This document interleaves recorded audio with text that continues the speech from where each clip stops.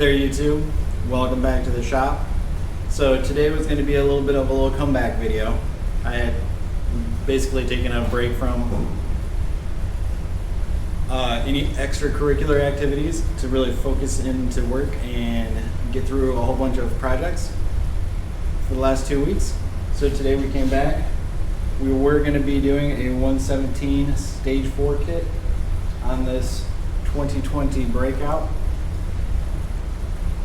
There was a bit of a problem, but just since I already laid all of this out, I guess I might as well go through it anyways, and maybe I'll roll it into the next video. And here are the accessories we're going to be installing on it. A Vance and Hines big radius exhaust system, a Screamin' Eagle air cleaner kit with a black backing plate, this different high flow element, a different timer cover, the Screamin' Eagle street tuner, and this is a optional Screamin' Eagle accessory cover to go over the air filter. Also, the big Kahuna hand grips. And then over here, we have the Screamin' Eagle engine kit all laid out. Piston rings, all the gaskets, cylinder heads, Screamin' Eagle lifters, cam bearing, camshaft, pistons, cylinders. Over here are the tools other than regular hand tools that you would need to complete this job. I have this jar to help bleed lifters. This is a tool to remove the inner cam bearing, and then the tool that I use to install the inner cam bearing. This is the crankshaft runout tool, just to measure it. This fancy tool is to help grab the spark plug wires, especially on the right side of the engine, to get down in there and pull it out. It makes it a little bit easier.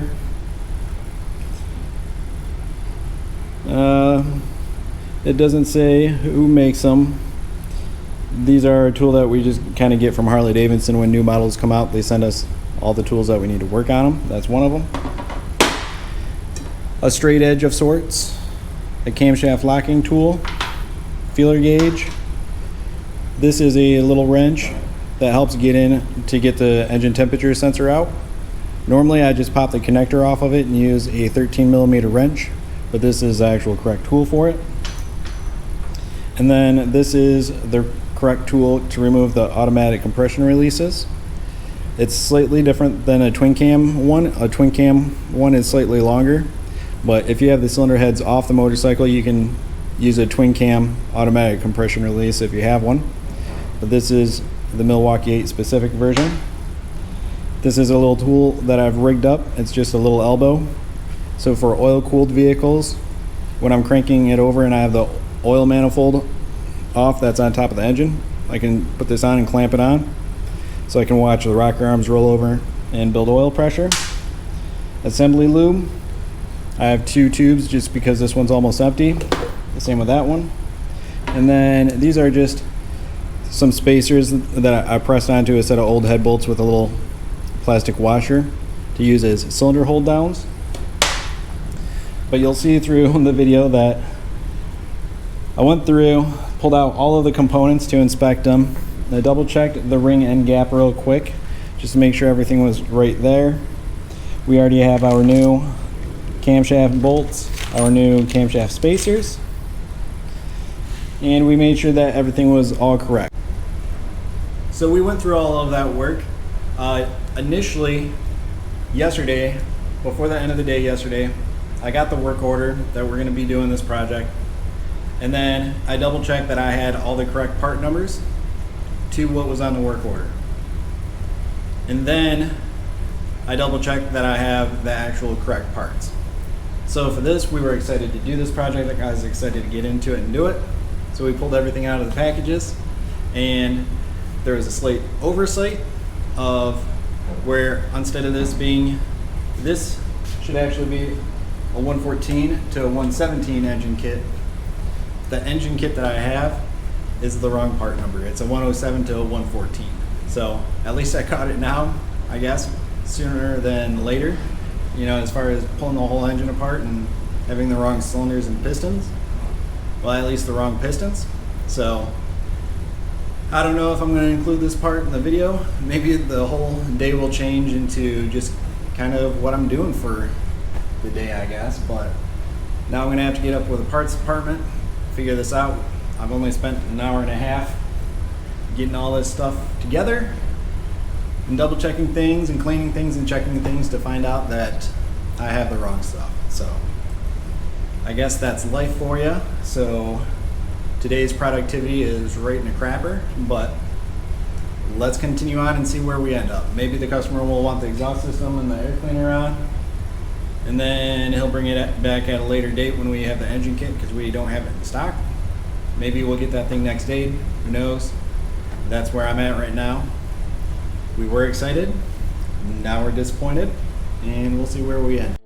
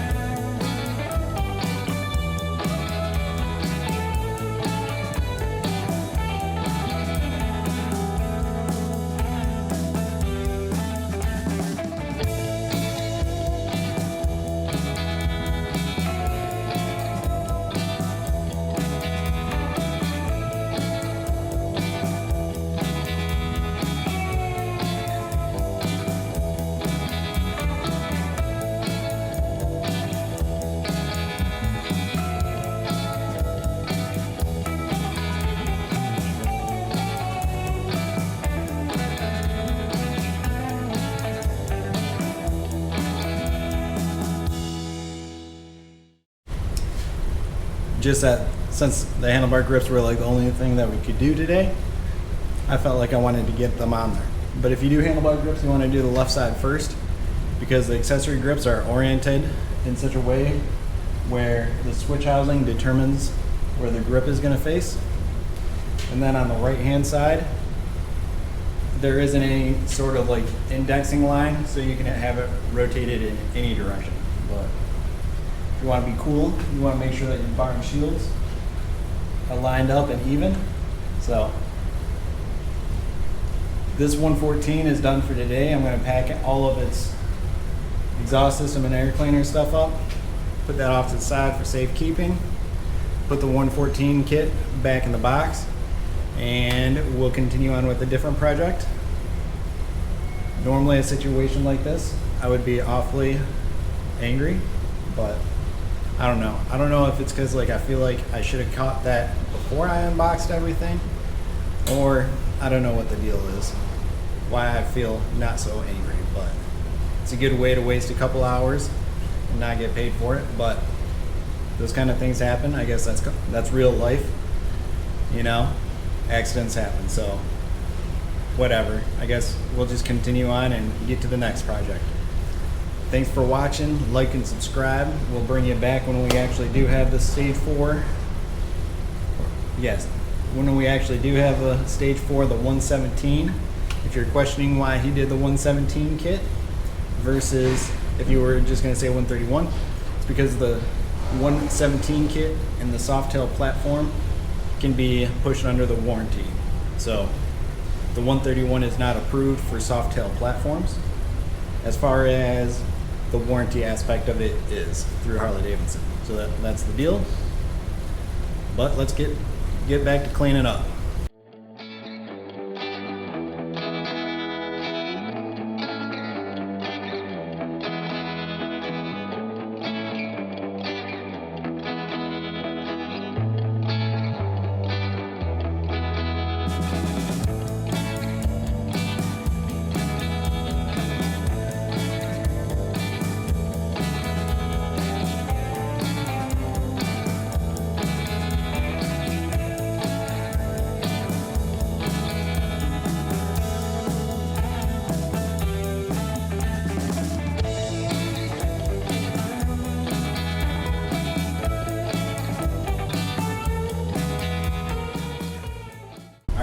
sucked it up. I guess I'm feeling a little bit better. I should have done a better job right from the get-go, double checking the parts. It's probably why I feel a little bit guilty about this. I know better than to trust anything or anybody, regardless of who it is. At the beginning of the project, it's really your responsibility to know that you have all the right stuff to be able to get through a project. So I should have done a better job checking. Parts should have done a better job selling, but I can't change that. I'm sure they're going to catch a whole lot of hell for it. Obviously, that kit is going to be an internal use only because now it doesn't have factory packaging with it. So whatever, that is what it is. The thing's done. Well, the situation happened. There's nothing I can change about it now other than doing a better job in the future, I guess. So that is what it is. It's easy to be down here in this basement and get to feeling all crappy about something, you know, blaming other people and all of that. So it's still not that bad of a gig, I guess. So we're gonna get this thing out of here. We're gonna forget about it for right now and get going on something else and live and learn, I guess. So let's continue on with the day. Well, here's the next project for today. We got to get this bike upstairs, and it won't fit in the elevator with these long mufflers on it. So the customer also wants the baffles out of it, so we're going to remove the baffles and then take the mufflers out and get this thing upstairs. This bike has been here all winter. So the customer had this bike sitting in the corner of his garage, and he wanted it to look completely different. Before, it was just it was a white pearl. It's a white pearl Fat Boy. It's a 2000.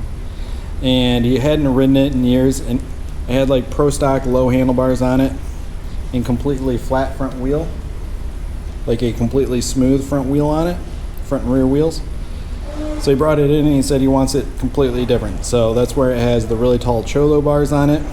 We did a raked front tree setup with Air FX in the front forks and the 23-inch wire wheel from PM. And then a matching wire wheel in the back at 18-inch. Just take you around and show you the motorcycle a little bit. Our painter did the paint job on it, and it looks pretty fresh.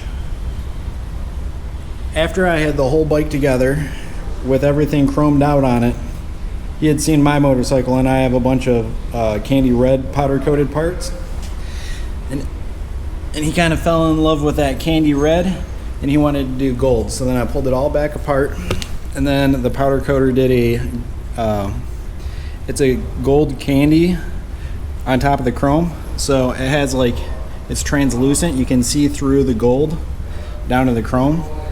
So it's pretty sweet. But, and he also wanted like the Harley-Davidson one at an angle like this. You can see where it's all ghosted in there. And then I had the handlebars with the wiring on the inside and just conventional cables. That's what he originally wanted. And then he saw my motorcycle with the internal clutch line and brake line and the internal throttle cable. He saw how great that looks, and especially with these tall bars, he wanted that. So we did the PM handlebar controls along with the internal hydraulic lines and also the internal throttle. But it's looking good. It has some pretty sweet passing lights and matching turn signals to go along with it.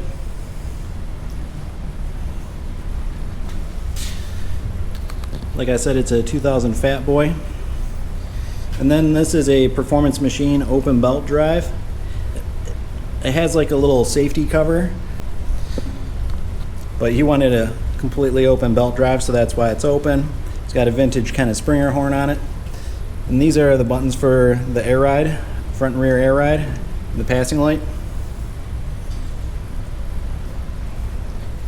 And then we had a belt drive on it, so I took it back apart, and he wanted this chain drive, but it looks good on there. Can't disagree with that. So it's a really clean setup. It doesn't have any real exposed wiring for the front end or anything, exposed cables or wiring or anything for the front end. And the air compressor I mounted down here behind the transmission. That's a bracket that comes from HHI. So then all you see is like just the little pump head of the compressor.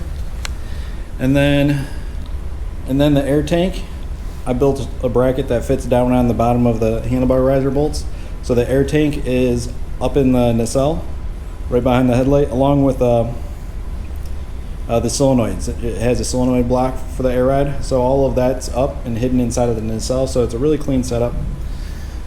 So it's ready for its maiden voyage. It's raining for the next couple days though. So we might as well get this thing up in the air, do whatever we have to do to get the baffles out of it, and then get the bike upstairs. So let's take a look and see what all that's going to take. Also, since the bike hasn't been test ridden yet, it hasn't been washed. So that's where you'll see a bunch of fingerprints and like kind of dust, and the blue on the tires, and the white wall, that's the way the front tire came, where it's kind of brownish. So hopefully that cleans up. I guess we'll see. If it doesn't, I'm sure I'm going to be replacing that with a new tire, but this is fresh out of assembly, so it hasn't been washed or detailed or anything. I figured I'd just bring you along. So let's take a look and see what that muffler situation takes.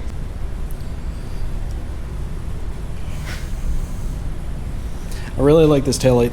Bought this thing on eBay from Builtwell, I believe, but it came with like, it's made to be like a 1920s, 1930s, like Fordish kind of taillight, and like the panels in it are actually glass. It has like a cork gasket, and then it has the vintage style like impression braided wiring, which is pretty sweet. And even like the flathead screws are stainless steel and handmade. Like you can tell where it's just not a normal off-the-shelf flathead, but you can tell that it's been machined in there. So I thought that was a nice little touch.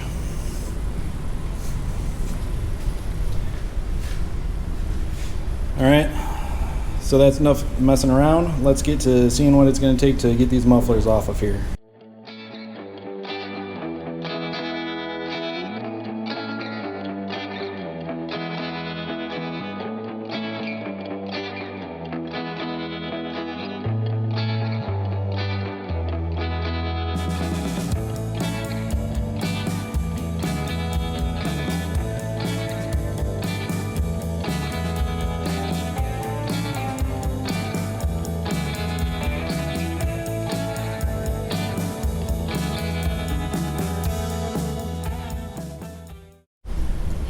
Those baffles came out a whole lot easier than I was thinking. It was just this one screw here, then from the bottom. So it was 2 screws to pull the fishtail off, and then the 1 screw in the bottom. So that was pretty easy peasy. I do have these pipes like lined up so that they're perfectly level to the ground, and that was a real pain in the butt to do. So now that the fishtails are off, I'm going to remeasure it and see if I can fit it in the elevator this way, because it'd just be easier. So let's get to measuring.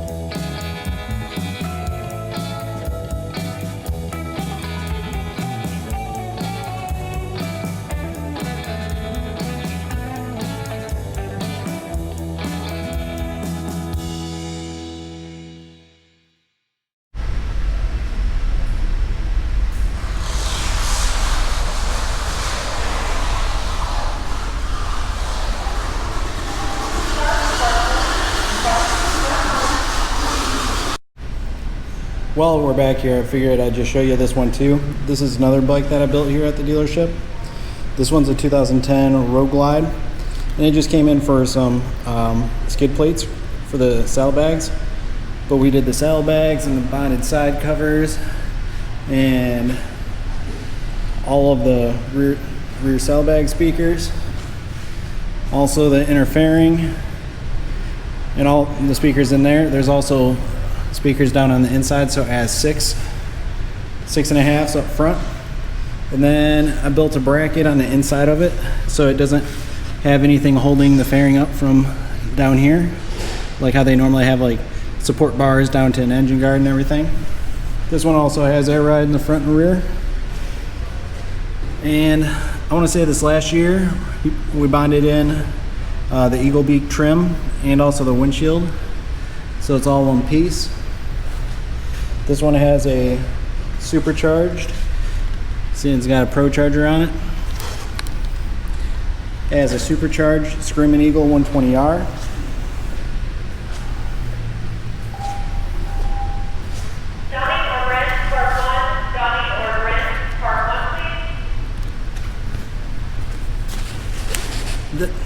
I don't know if you can see my hand, but this is a 120R. I put it in the motorcycle a few years ago, maybe 3 or 4 years ago, and then we pulled it out, sent it down to T-Man.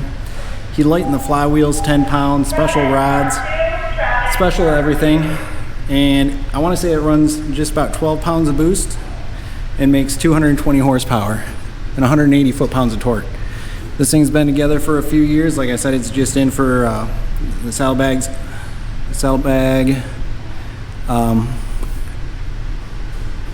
Oh, I'm brain farting again. The saddlebag protector thingies that go under the bottom of it. So we're just waiting for those, and then hopefully we'll get it out and get a test ride on it.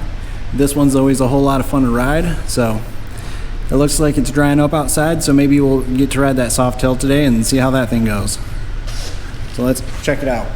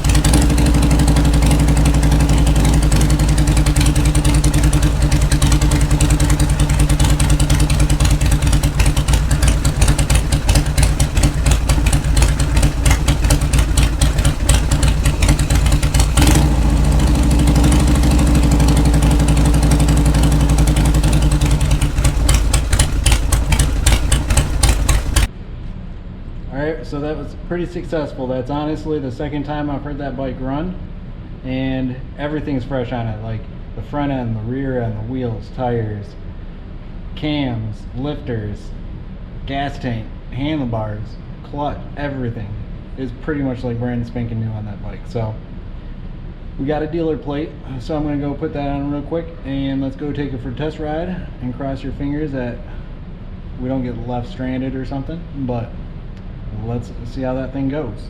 All right.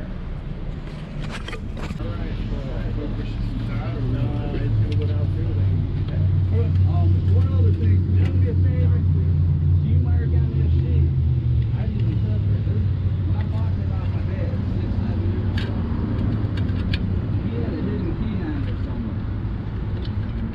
Yeah, and I know the dude. I didn't say nothing to the guy the last time, but he didn't never say nothing, and I just never. I don't know. There's a hidden key somewhere in that place. So, That would be cool. it'd be cool to find it, you know what I mean? I heard what he said. So you're saying that one downstairs, that one downstairs, that one downstairs. All right. And all of it starts raining. All right. So we should be doing it in the rain.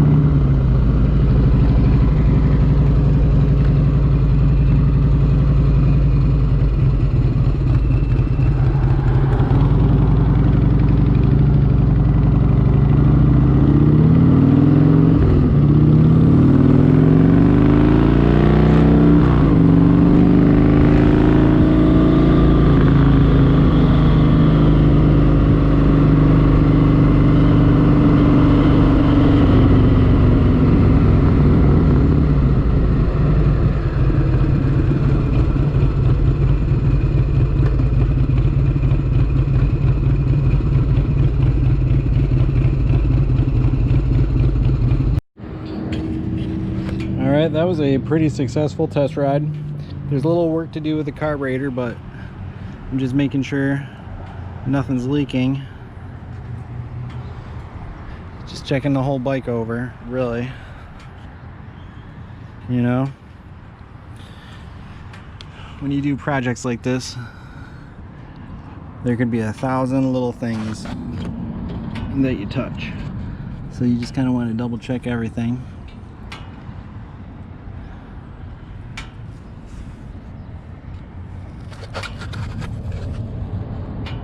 It rode pretty well. It took a little bit of getting used to.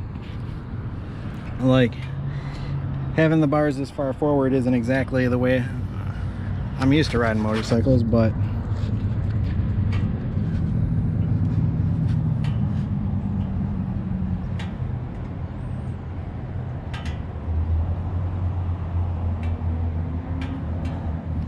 I'm still just looking around.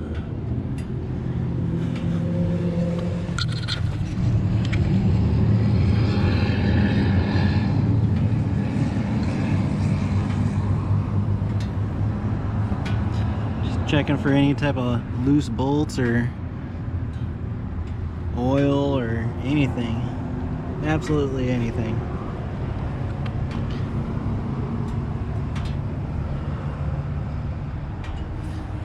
The tire clearance is pretty tight, so I want to make sure that nothing's rubbing there. She's looking good. Looking pretty good so far.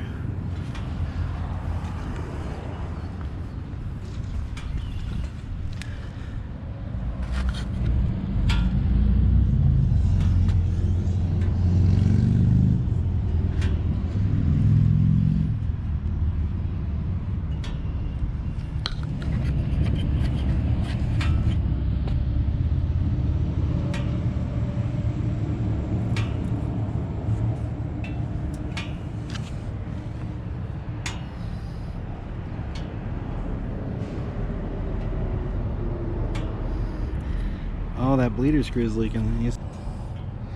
Like, it doesn't even look like it's... That's funky. It's definitely leaking out of there.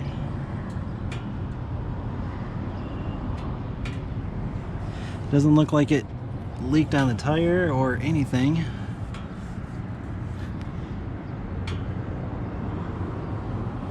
I doubt that's residual. We better grab a wrench and check that.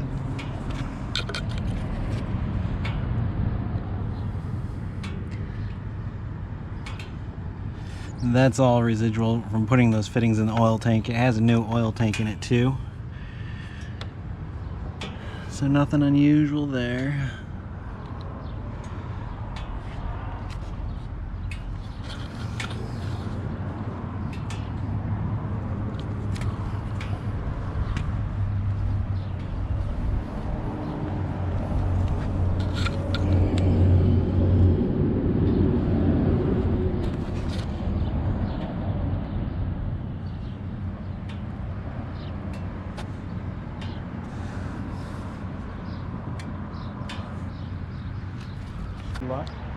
But the bike's looking good. There's something funny about that rear bleeder screw.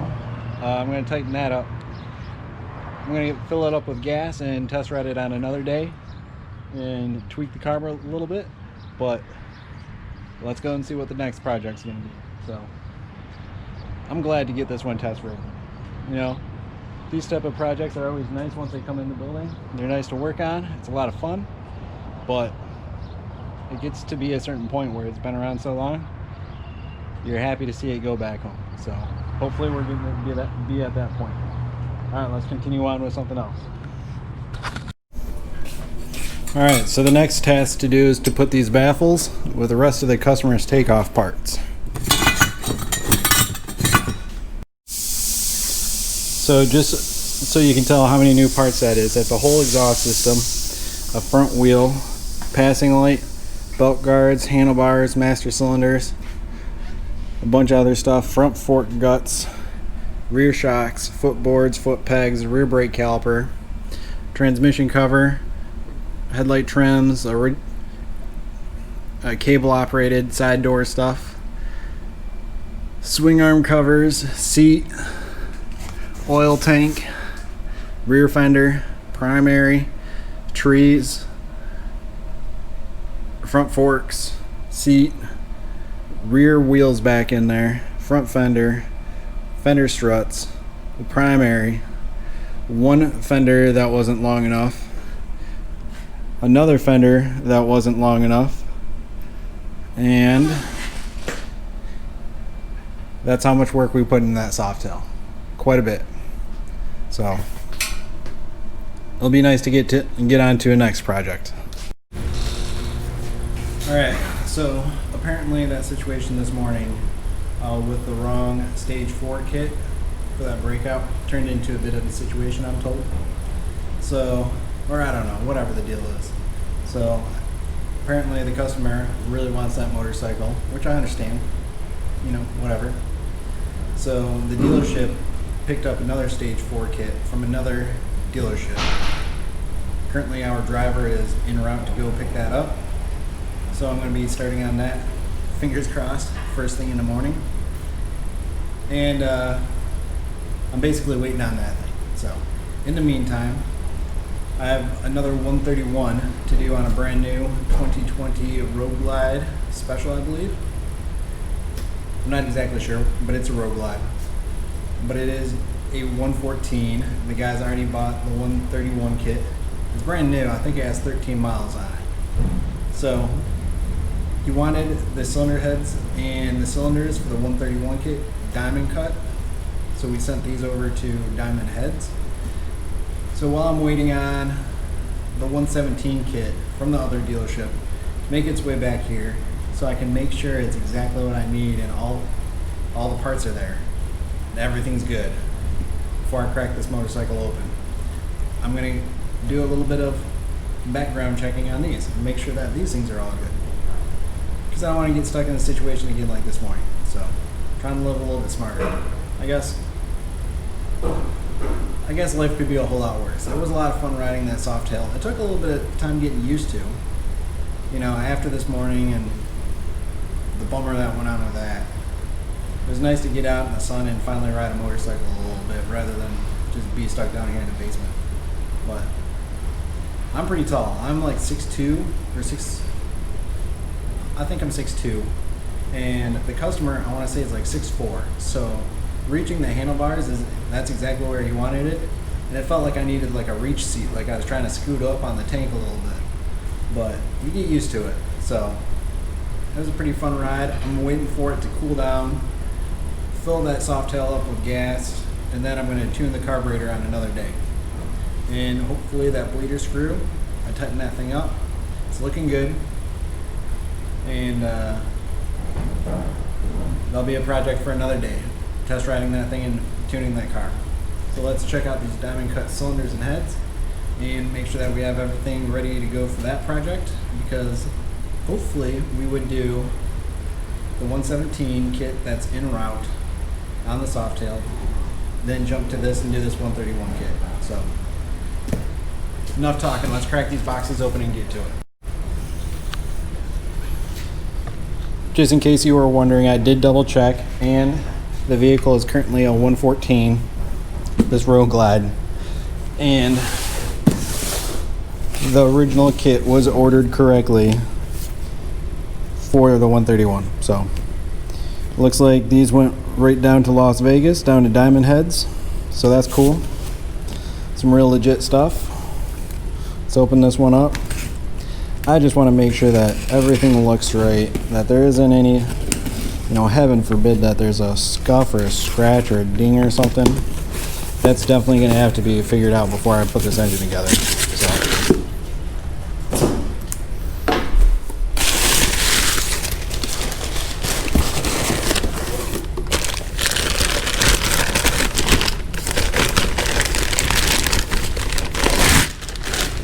all right, that's looking pretty good.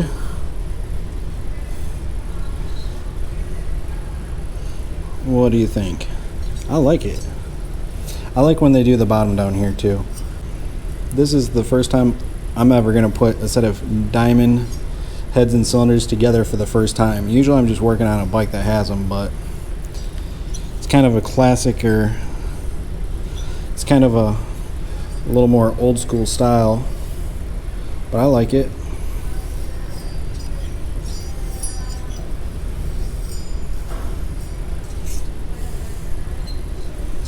You know, if you're gonna do the 131 kit, you might as well make it look good, right? Alright, that one's looking good.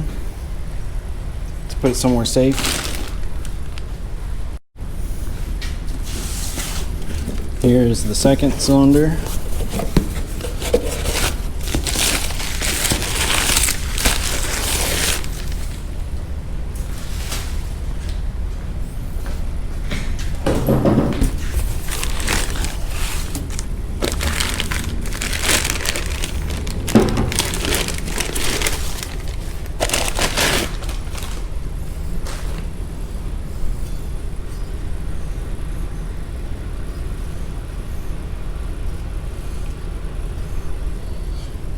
This one's looking perfect. It's not just looking good, it's looking perfect. Like, they must definitely have a machine to do that, because it is just impressively perfect. Like, there isn't any type of like gangster like holding tool, or you know, any remnants of how they even like fixture it up. So that's really nice to see. It's just got a little bit of like oil, like packaging stuff, but it's like every little diamond cut is perfect. Like, there isn't even one where it's like a little bit half up on the other one, or you can't even tell like where they start and finish.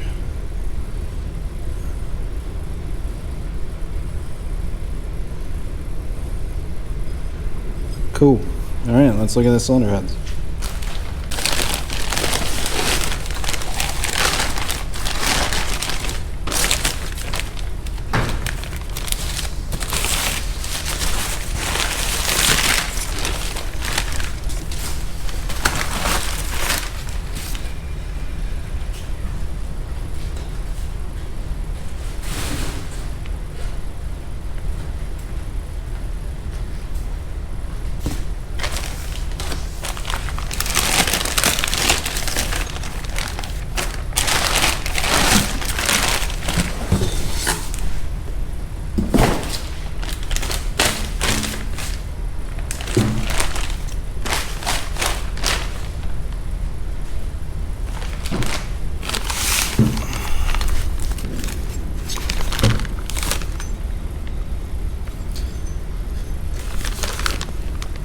Pretty awesome.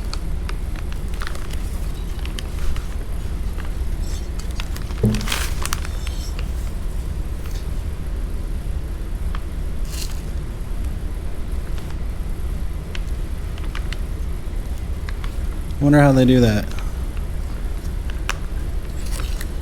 Like, it is very impressive how consistent it is. And like, it doesn't even look like they clamped it down or anything. Maybe right there. Like, there's just the slightest like little reminiscent mark. Like, it's almost impossible to see. And I can only see it on that one cylinder head bolt right there. Okay, here you can see where there's just the slightest little reminiscent mark. So yeah, they must have a fixture where the cylinder head bolts down to it. Like, that makes sense. That's a really good job. Let's look at the other one.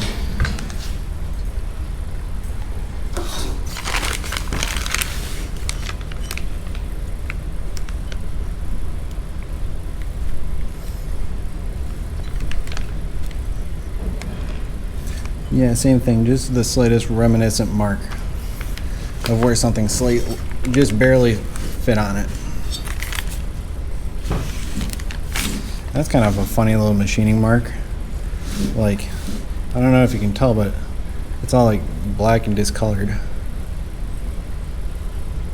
for where the front motor mount sits. It's kind of goofy. That's Harley-Davidson, like OEM, you know, when they made the cylinder head. It's not diamond cut.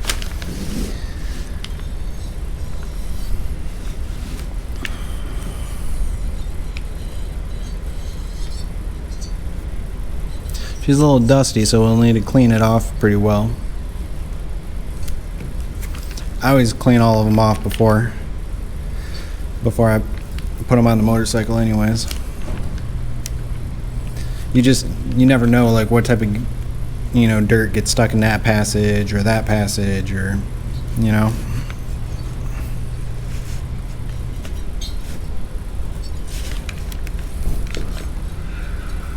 It's like a little bit of white paint.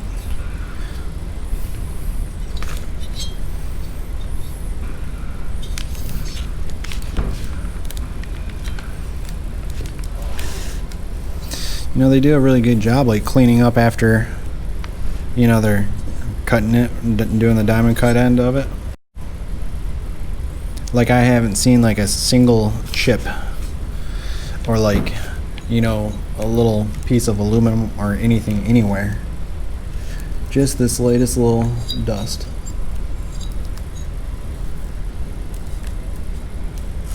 Like that. I don't know if you can see that. There's just a little bit of dust right there. It almost looks like walnut or something. I'm sure that doesn't make any sense, but it's like, it looks like peanut dust. Like when you're, like the bottom of the jar of peanuts when you get down to the bottom.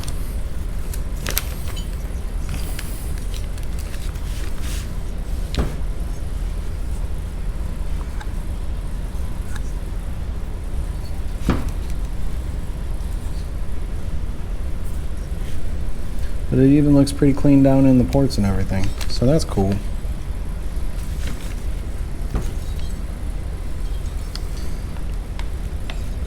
Alright, well, this 131 diamond cut engine kit is looking pretty good. I already double checked, we should have all the stuff here for it.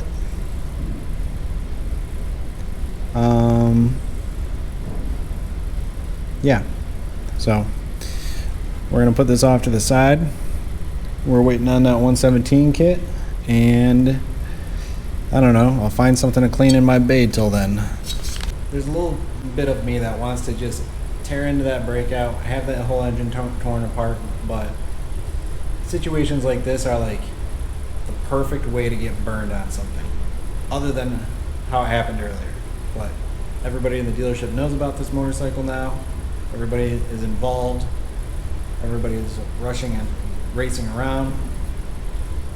So we got to get the job done perfectly, and that's really it. So I don't even think I want to start on it tonight. I don't like pulling engines apart a couple hours before we close, because, you know, I don't want like dirt and dust and stuff flying around and getting in the engine case, or, you know, to be rushing, you know, when last thing of the day, you know. So it just sounds like a smarter idea to do it first thing in the morning. I'll probably have the motorcycle up on the hoist ready to go. I might even take the gas tank off, but that's it. And then I'll start fresh on that 117 first thing in the morning, assuming all the parts are correct. So I'll see what else I have to do, but that's probably it. This is the day in the life of a motorcycle mechanic. So thanks for watching. Like and subscribe. This isn't going to be how videos are in the future.